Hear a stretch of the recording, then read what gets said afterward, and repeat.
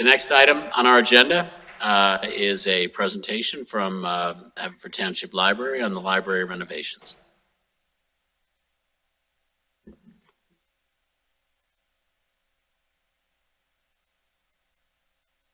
Good evening. I'm Phil Goldsmith. I'm president of the library, and we thank you for giving us the opportunity tonight to present what we believe are exciting plans to modernize our public library.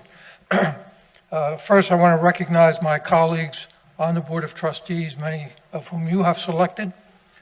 They consist of a head of a private K-12 school, a certified public accountant, a civil engineer with 40 years of experience in the construction industry, the recently retired head of Widener University Library, a communication and marketing professional with 2 decades of experience, another head of school who has also served as an assistant to the president of Princeton University. You have placed this project in very, very good hands. I also note our former board member, Jim Brown, sitting over there, and I thank him. And Christopher Blackwell has been fighting this battle for over a decade ago, who was also president of the board. He is here. I thank them for being here.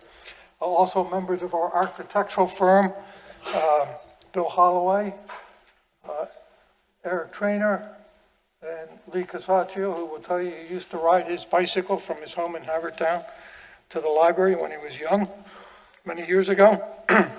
And of course, we have Ken Matthews, who's our construction manager. You'll hear from him later. And Sukrit Goswami, our director, our librarian, who joined us 5 years ago. He's armed with years of library experience, as well as a master's in business administration, a master in information library science, and a bachelor of science in economics. Bear with me. I hope I can work this technology. Okay. In a book called The Library Book, Susan Orleans chronicles the 1986 tragic fire that leveled the Los Angeles Public Library. He said, "The library is a gathering pool of narratives and of the people who come to find them. It is a whispering post. You don't need to take a book off a shelf to know that there's a voice inside that is waiting to talk to you." Tonight, I want to take you inside our book, our library book, the Haverford Township Free Library book. Yes, it is still full of books. Contrary to some reports, people still borrow and read books. As Mark Twain said, the reports of my death are greatly exaggerated. Our statistics tell us that. The only real drop we have seen over the years were, not surprisingly, when we were hampered, if not closed, during the pandemic. But once we opened, the books came flying off our shelves again. People read and love books. But our library is much more than books. Come with me and see what I see when I come and enter our library. See children there during Fire Safety Week. You'll see kids, parents with their babies, story time. You'll see teens and tweens engaging in team building work. You'll see teens in the hub doing homework and crafts. You'll see seniors attending a hands-on program. I think they're playing canasta. I don't know if that's hands-on, but you will see seniors taking great courses. You'll see when we're outside, when the weather is good, the library's walls come down. Adults join a program in the park. Or Children's Fire Safety Week in the park. Our library is a dynamic community hub. It's arguably the heart of Haverford. It's where people come to enrich their lives for lifelong learning, creativity, to socialize, and for culture. It's also a place where someone can utilize our computers and reference materials to search for a job, play cards or read a newspaper, or study, take a cooking class, or use a conference room for a meeting. It's where students can come and chill out after school or play a video game. I might be exaggerating on this next point, or do their homework. But let me be honest and tell you what our patrons don't often see, but our employees sure do. They see an antiquated elevator. They see subpar wiring for state-of-the-art technology. They see broken toilets, inconsistent heating and air conditioning. I like to say the heat works during the summer and the air conditioning works during the winter. An outdated security system, inefficient use of space. And all this adds up in dollars and cents throughout the years.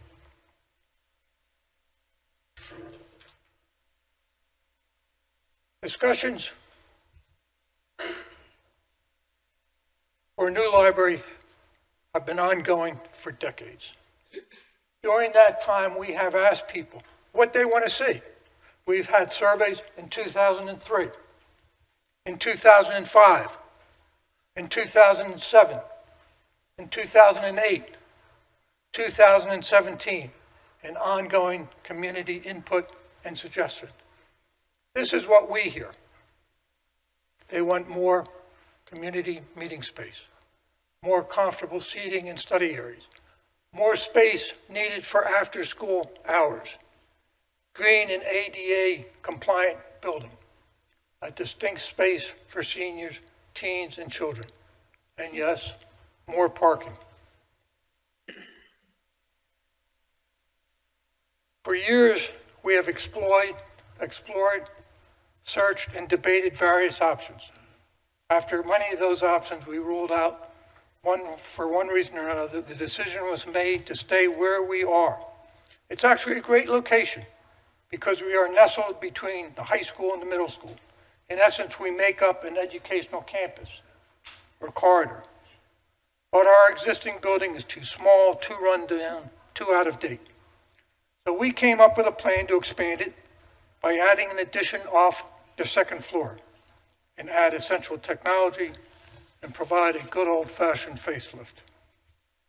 In April 2021, we appeared before you to tell you what we wanted to do. You accepted our plan to renovate and expand at our current location and gave us the go-ahead to proceed with the final decision and come back to you when we were done with that. Which brings us to tonight. We are excited to share our plan with you. We are not proposing a BMW or a Cadillac. It's a plan that is significantly less expensive than if we had ended up building at the Brookline site or other locations that have been debated and we put up a brand new library. It's a plan that allows us to stay where we are and yet add 30% more usable space for our patrons by expanding off the second floor and making better use of our lower level. Our plan is durable, it's practical, it's functional. We are melding the old with the new, and if I may say, be so bold, it's sort of the Haverford thing, mixing the old with the new, and that's what we're doing. So what I would like to do now is take you into our new building and have Secret show you floor by floor what we plan to do.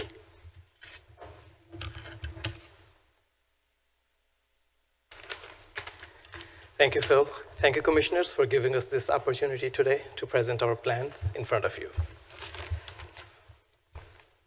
So I'll be walking you through our new building and floor plans in our next few slides. So our first floor, you will see that we have the new circulation desk, reference desk, 3 tutor rooms, 2 flex rooms, friends book sale area, local history collection, public computers, a laptop bar, and living room, which will provide a safe, quiet place for adults and seniors. So this is the main first floor plan. And over here, you will see that those dotted lines, which I might be able to show you here. So these dotted lines represent the addition on the second floor. So the only change here is the parking instead of the right side, which is like right here. It will be under that building, the addition. Now this is exactly the same, just so I wanted you to show you in detail. So as you can see, it will be a very spacious space right here when you enter.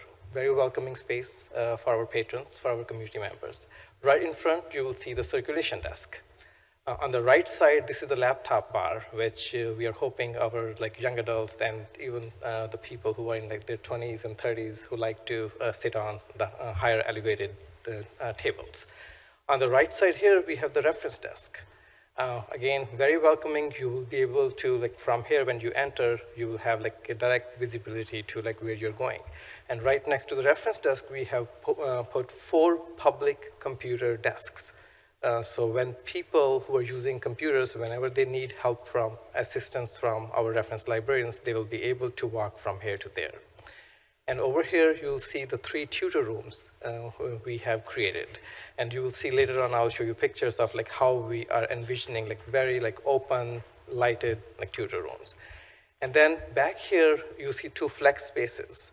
You will see from our plans, we have been very conservative on assigning space to our staff. So this is the space which we will be sharing with public. When staff is not when this is not going to be used by staff, then we want to make sure during our after school hours, if tutors need additional space, these 2 flex rooms will be available to them. And then now, lastly on this floor, I would like to talk about this. This is the place which is the living room experience, which we'll give to our seniors and adults. And from there, so this is what we are anticipating. So this is the rendering for which our architects have created for us, and this is what we will be going for when time comes. And this is the example of tutor rooms. Back there, you see those glass wall. This is from a renovated branch of Philadelphia Free Library, and these are their tutor rooms. And then in the next slide, you will see this one tutor room. On one side, we have the whiteboard, and on the other side, we have the technology. And we all know how technology is important these days. So we are making sure that we are putting an infrastructure in which is going to be talking to us for about 21st century. So now we move on to the second floor. In the second floor, we have a children's library. You will see the tweens library. You will see 4 meeting rooms. You will see 1 multi-purpose room, 1 tutor room, sensory space, intergenerational area, play areas, and innovation zone.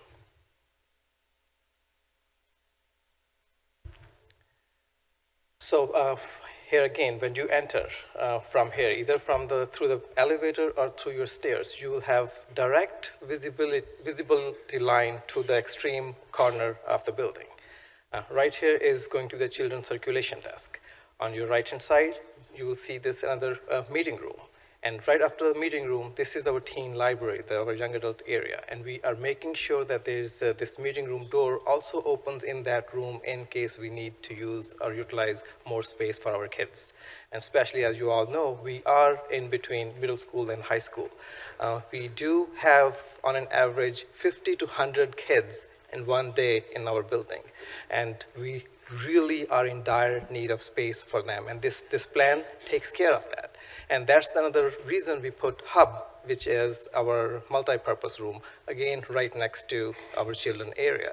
In case we need to utilize that, we, of course, will be needing staff's help, and we'll be able to distinguish between and part between teens and tweens.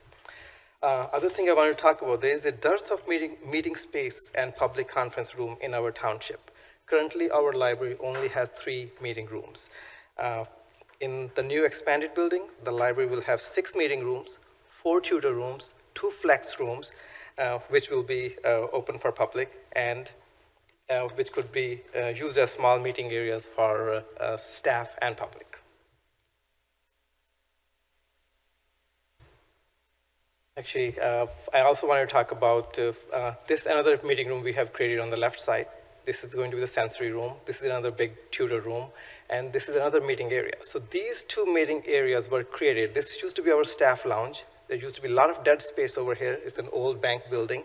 And there are 2 broken toilets over here, which staff uses. And so we have created this space for community. The same thing over here. We have our tech services office over here at right now. And now we are creating the meeting room in that area. And right here at the front is the innovation zone, which is our makerspace. And while we're on Makerspace, you might question, like, what exactly is a Makerspace? What exactly is an innovation zone? So our innovation zone will provide a space for the community, young and old alike, to explore, create, invent, build, and collaborate with others. The wide variety of equipment and tools will provide a hands-on learning experience for patrons of all age groups. The Makerspace will have STEM and STEAM and hands-on learning equipment, including 3D printing, 3D scanning, crafting corner, sewing and embroidery machines, large format printing, laser engraving, cutting, audiovisual studio, and do-it-yourself tools, even gardening tools. And you will see, like, next couple pictures, next 3 pictures, like you will see like how different this room can be used. Over here, you're seeing this kid has opened up a desktop. So this is like he's working with the hard drives and the hardware. In the next picture, you're seeing like these kids are also like building something like totally different things. They have pliers in front of them. They have screwdrivers in front of them, and of course the laptop. And here you see the adults using a library makerspace. And this picture is like we are putting in front of you is to just prove there's a community in the Midwest of 3,500 people. And this is their makerspace. Look at the size of the room and look how many people are using it. So this makerspace is a brilliant idea which will assist our young patrons, young community members. And this is a sensory room. Sensory room is a unique space for children and adults on the spectrum to interact with an array of sensory experiences. Time in a sensory room helps children and adults improve their visual, auditory, and tactile processing, as well as fine and gross motor skills. This space also provides a sense of comfort and helps young children and adults self-regulate their behaviors, which ultimately improves focus. There are quite a few pictures we went through, and this picture hit me because the last place I was expecting to find a sensory room like this is in Qatar. So this is, I believe this is called Qatar National Library, and this is a beautiful sensory room. And if you have time, you can go and check their website, like the amazing work they are doing. And I was very pleasantly surprised to see that. So that's why I chose this picture to show in front of you. Now this is the preschool area, which when I showed you guys the second floor and all the way end in the corner. So that's what we are anticipating. This is going to be teens and teen space. So a dedicated teen and teen space will provide seating to converse, seating to collaborate, seating to do homework for our teens and tweens who really need a safe space after school hours. This room will have a virtual reality, video gaming area, board game, and book discussion area. This space will also provide educational and entertaining programming while also hosting library's teen book and material collection. So now I'll take you to the ground floor. So this is where we have our current community room. This community room will have after-hour access to public. It will have retractable walls to divide the room into 2 for smaller events. It also will have the ground floor, the lower level, will also have workspace for staff and volunteers. It will have our new staff lounge. It will also have Friends of the Library workspace, and it will include staff's audiovisual lab to create multimedia content and programs where we also do podcasting, or we'll do podcasting. And this is a floor plan, so there's not much change. On the right side, you will see is the community room. Of course, we are making sure we are future-proofing our community room with the technology. On the left side, you'll see staff lounge. This is the AV room, staff computers, and then the Friends area.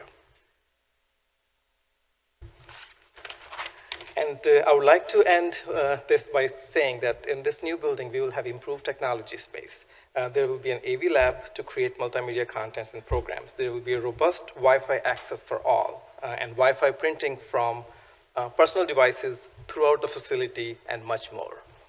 So thank you so much for giving us this opportunity. And now I would like Ken Matthews to come and talk to us about the budget and the timeline. And after that, we will have Phil Goldsmith coming back in front of you to making a final statement. Thank you. Just scroll to the right. Yep. Good evening, everyone. Thank you for having us. So as far as the project schedule goes, right now we started back in design back in September. So that process is continuing. Programming's done. That's how we've gotten to the point with this floor plan. And the goal is to try and have the construction documents done by May. So in between now and then, we'll be coming back to the planning board and going through the land development, working with Kelly and her department, going through all the permitting. We'll get that done over the next few months. So then the goal is to bid in June. It's a 3-week period of bidding for publicly advertised bid. And then it all depends on the exact timing, but in July and August would be to come back to you all to approve proceeding with the apparent low bidder. And so that will take place, and then the idea is to start construction essentially immediately thereafter in the fall. It's roughly a 16-month project schedule, so the building would be done around December 2024, and then, obviously a to be determined exact reopening date for the library. So that's it as far as the schedule is concerned. And then we get to the project budget. So we had Bernardin as the architect. As part of their scope of work was to provide a third-party professional cost estimate for the drawings. So it's about 40% done with the drawings, send them to the professional cost estimator. They take about 2 or 3 weeks to put together an estimate. Then we all review it as a team. So that's for the hard construction costs only. So that's the $14.5 million here. The soft costs for $4.3 million include costs for the architects, engineers, us as the construction manager, insurances, furniture, audiovisual, those type of things. And then you have, typically for a project of renovation, you want to hold a decent amount of owner contingency. There's always change orders. We're building in a building that was built in the 30s or 20s. So there's going to be potential unforeseen issues there. So you always carry a project contingency. And it gives you the total project budget of the $19.9 million. Up to the restart in September, there was $605,000 that had already been spent on those design efforts up until that point. And then just recently, unfortunately, the boilers had to be replaced this winter, and that was the other $183,000 that was spent to date. So other than that, Phil, you want to go to the next slide?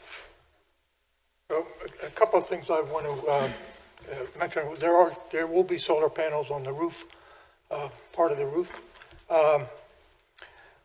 In terms of we'll probably be shutting down the library in August. It's going to be about 2 years. But during that time, we will be offering all the services we have today.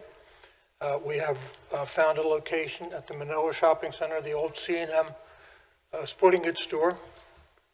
There's probably some Eagle shirts still to be bought there, but I couldn't resist.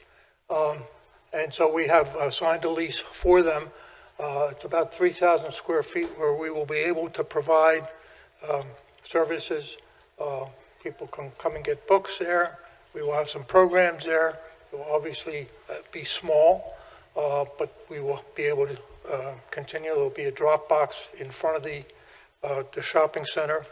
We will also have programs elsewhere.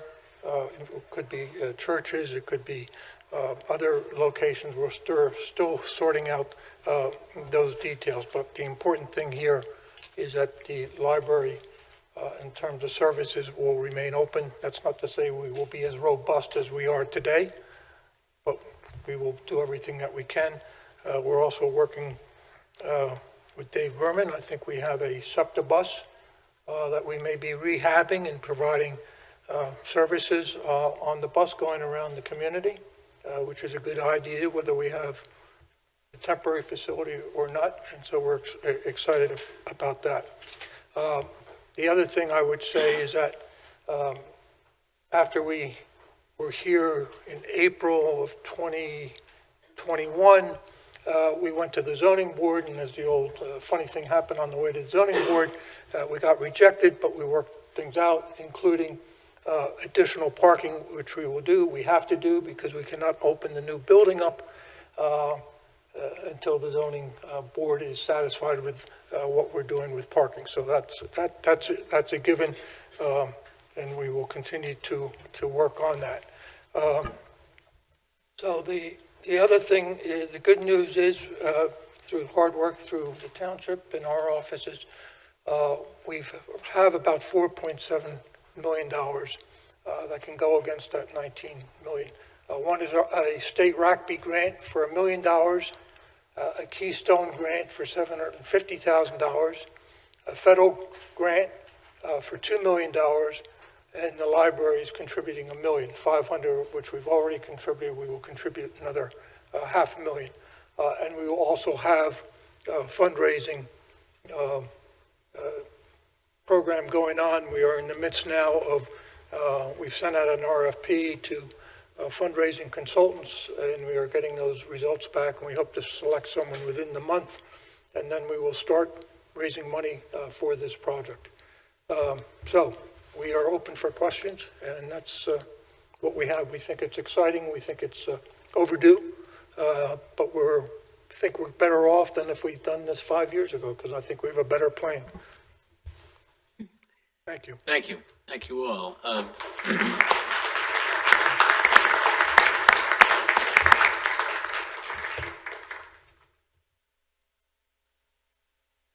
Yes. Do any of my colleagues have any questions for any of our presenters? Yes, I have some questions. With regards to the, well, first off, I just want to make sure I'm understanding some of the renderings, like the innovation zone, and then the sensory area. And I apologize, I think I'm miscommunicating its title. Were those renderings what the desired final look is going to be? Because I believe there was a comment that one of them was taken from another library. No, these are not ours. These we borrowed and stole from, showing examples when we talk about makerspace, so you have a sense of what we're talking about.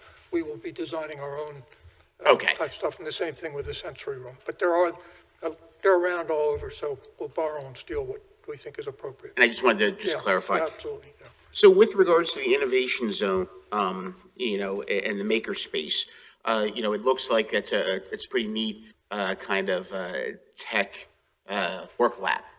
My question is when you put some, as opposed to a meeting room or a conference room, when you put something like that in there, I would imagine it will require some higher level of supervision or guidance. Also, I think that in one of the later slides, there was reference to kind of a technology space, improved technology space. Same kind of concept. Is this part of a plan to increase the staffing of the library, or how is that going to be addressed? The later one, the technology spaces, that's in the ground floor, and that's for employees. So that the answer there would be, it wouldn't require any supervision, but the maker space, yes, would require supervision. Whether that comes from existing staff or additional staff, we're not sure yet. But I understand your question. Could it require more people? It might, but we haven't figured that out yet. Okay.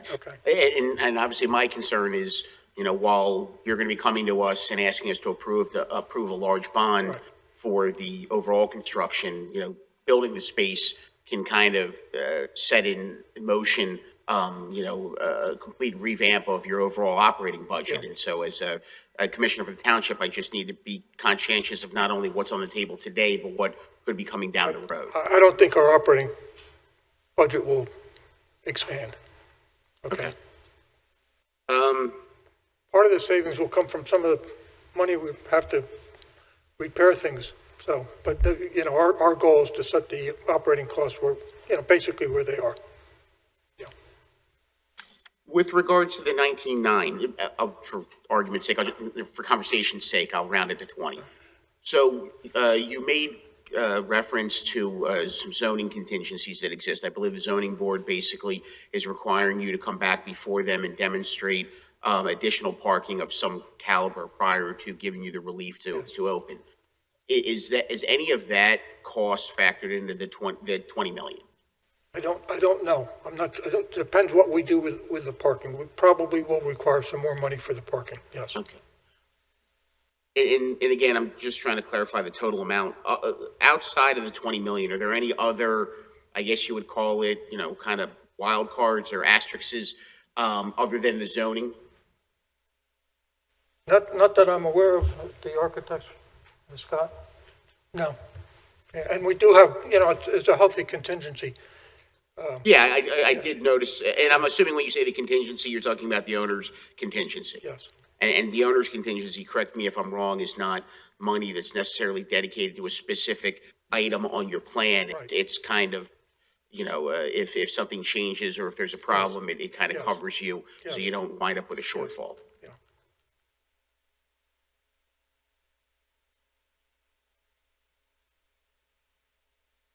And I guess my last question, unless someone else wants to jump in, with regards to the library's contribution of $1 million, you said 500,000 was already provided? Yes. And then, so it would be 500,000 more that you would have to fundraise? Yes. No, $500,000 that we have now to give, and then we will have our own separate fundraising. I get that. So in total, you basically already have your 500. Yes, You're looking to raise another 500. yes. No. We've already given 500,000. That's in the cost, because we've been at this for a while. So that's 500,000 we were asked to give, and we did that several years ago. We're also now saying we will provide another $500,000. In addition to that, we're going to have a robust fundraising campaign. We haven't put a dollar amount there because the first thing the consultants will come back to is tell us what they think what the capacity in Haverford Township is in terms of raising money, but that will be added on to whatever we give. I appreciate you clarifying that. Thank you. Okay. Does anybody else have any other questions or comments? I have some questions. Hi, Phil. Thank you so much for your presentation. Thank you, Sukrit. Thank you to everyone who's here. One question I had as we looked at the images of different programming spaces and spaces with technology, I had a couple of questions. One is, given that this will attract so many more people to use the spaces, do you expect there to be a problem with capacity to still have people there to use the books in the library? And then you're also going to have additional people drawn to the additional resources that you're going to have there. Well, we hope we get more people. But, one of the problems we have now, and we really haven't spelled it out, is that we don't have separate spaces. So we have teenagers intermingling with young kids and seniors and so forth. So this separates it out, so it will also level whatever capacity issues we have. But hopefully more people come. One of the things we will have is we'll have more drop boxes in the area. So people that just come to return a book don't necessarily have to come to the library. They can go elsewhere and so forth. But we do hope we attract more people, but I don't think it will be that much that we won't be able to handle it. No, increased use is good. The other question I had about some of this, about the same resources is, so when you say you have open space, there's less furniture, there's fewer pieces of technology, there's fewer there's fewer things that you really have to update. So if you have a room that's outfitted with the latest technology for AV, you're going to have to replace that more often and it's going to be more expensive than some of the things that you're replacing now. You have a lot of spaces like that, but you said your operating budget isn't expected to increase. Well, the AV will be funded out of this project, okay? In terms of repairing that will all be factored into our budget. Okay, I good. mean, the point of the fact of the matter is, we know we have a limited amount of money. So if we're needed for there, it means we might not have something there.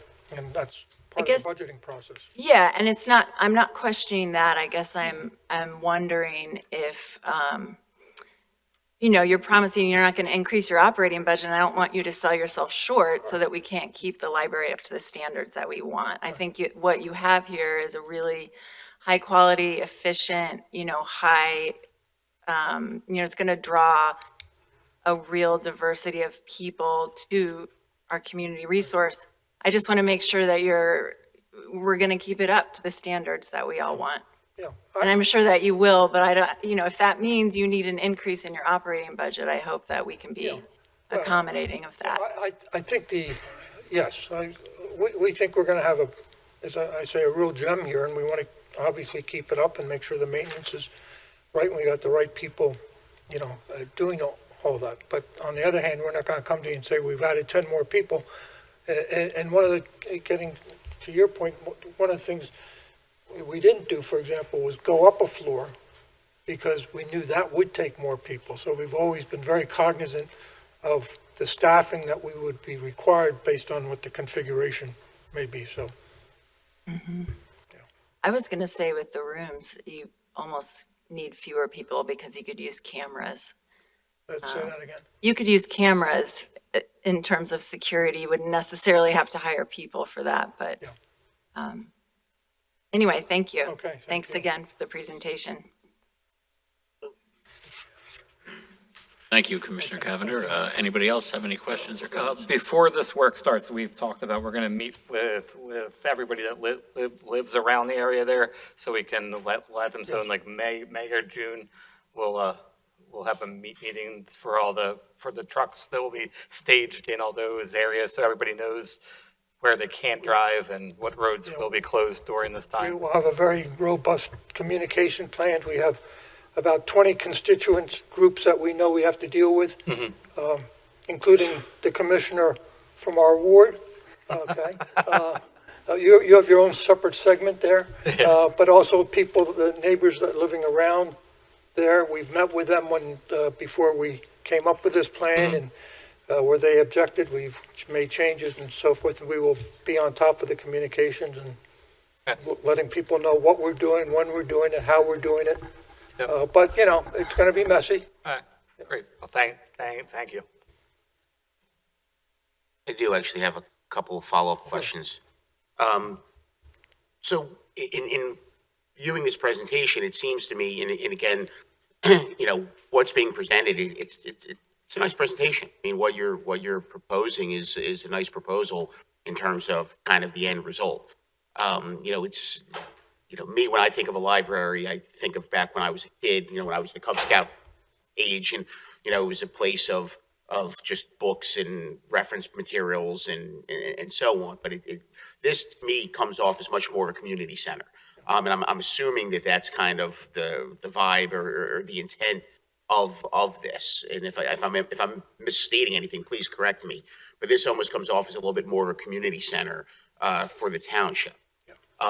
My question is, with some of these specialized rooms, like the Innovation Zone, the technology, where did those come from? In other words, were there people or groups that were specifically kind of reaching out for these kinds of resources? Or were there people on your staff who have seen them elsewhere and view them as, potential positive add-on? I'm just curious, where the more specialized rooms came from.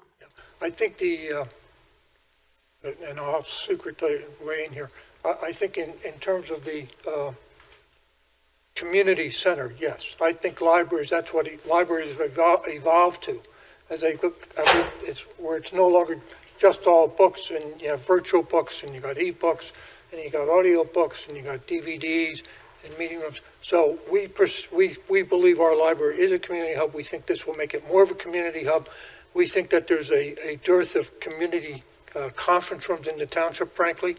We think that this will add to it and help groups that are looking for places to hold meetings and so forth, and that will add to the community, hub type concept. In terms of, Secret, you want to talk about the makerspace? And that's actually a really good question you asked. So we observe as librarians when we go to other libraries, when we go to conferences, and we see how much use the local communities are getting out of these makerspaces.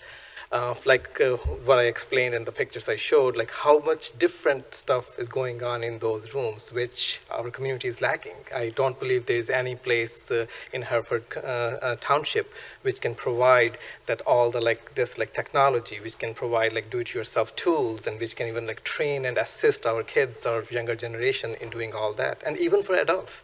So some makerspaces in some libraries also do some sessions, some classes for people who are starting their own small businesses. So there's so much potential, and we have to start somewhere. And this is not something we just came up with. We have seen how successful these areas, these spaces are in other libraries. Thank you for clarifying that. Of course. In identifying some of these, community needs, obviously it's not going to, in kind of going to a prior comment, I could see that, the final product, once it's open, attracting a wider berth of people to come there, both from Haverford Township and outside of Haverford Township. With regards to the resources, is the intent for all of these resources to be free to the community, or are any of them intended at some point to be kind of pay for play, as, for lack of a better term, rental fees or technology use fees or anything like that? Well, this is a Haverford Township free library, so our intent would be to provide all these services for free. Okay. But when it comes to conference rooms, our policy now is we do charge. If it's for a not-for-profit organization, we don't charge, but if it's a for-profit, we actually will ask for a donation or a contribution or some charge. So it will depend on the circumstances. That's use of meeting room. And that's, I think that was more my specific question. I wasn't really asking about the people who are coming in to use like the laptop bar, or coming in to look at the books or attend book reading. I was more looking at the use of some of the rooms that potentially have some more overhead, like the technology-based rooms. Yeah. Who knows, maybe we'll have some weddings. I don't know. I mean, we're not there yet, but, we'll see. Bill, Yeah. along the lines of what Commissioner Gondik's talking about, or maybe Sucre can answer the question. In a couple of the spaces, there was tutoring rooms, and I've seen people when I've been in the library just tutoring on the first floor there, just at the tables out in the open.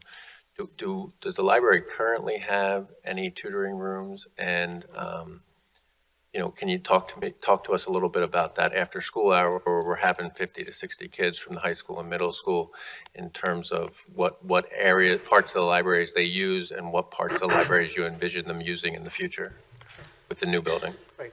So Kevin, we have given, sometimes we even provide our boardroom to tutors. We have a small hub, so especially in the evening times, if we see that teens are not using that hub, then we will open that up for tutoring purposes. But most of the times, you will see tutors teaching kids on open tables around the library, all around the library. So we don't really have enclosed spaces other than hub and the boardroom on second floor. On first floor, we have nothing which can provide anything private or anything like a tutoring room. And then in those after-school hours, sort of, if you could just compare where the teens and the middle school kids sort of access currently in the existing library, and where you envision them accessing during that time period in the design building. Right. So currently, teens and tweens are on first floor and on second floor. Because there's no partition, they don't really have a space to call their own. We do open up hub, which is a small space, almost 1/2 size of a boardroom. But we have way more teens and tweens than who we can accommodate in that room. So they are all around. So because of that, our seniors and adults, they leave the building during that time. We have already seen, around 2 o'clock, we have heard mothers with toddlers saying, all right guys, time to leave, because now school it's time for school to close, and all these kids are going to be coming to the building. In the new plan, because we are creating kind of an entire independent, separate teen library, and also with our architects, smartly, we're creating those 2 rooms which are right next to the teen library. If we have overflow, we are willing to then accommodate different groups of teens in 2 additional meeting rooms along with the teen library. So we are hoping that will resolve the problem. So children library will be for children, first floor will be for regular patrons, and then we will still have the senior living room area. So we have thought about it, how many people, how many kids we'll be able to accommodate in this new plan, and looks like so far looks like it's a brilliant plan. I just want to talk about the sensory rooms. We have learned over the years there is a significant issue in Haverford Township and most townships of autistic children. We hear from the schools. We've had consultants come in and so forth. And so this is a way to accommodate what we believe is a need out in the community that really hasn't been addressed at the library.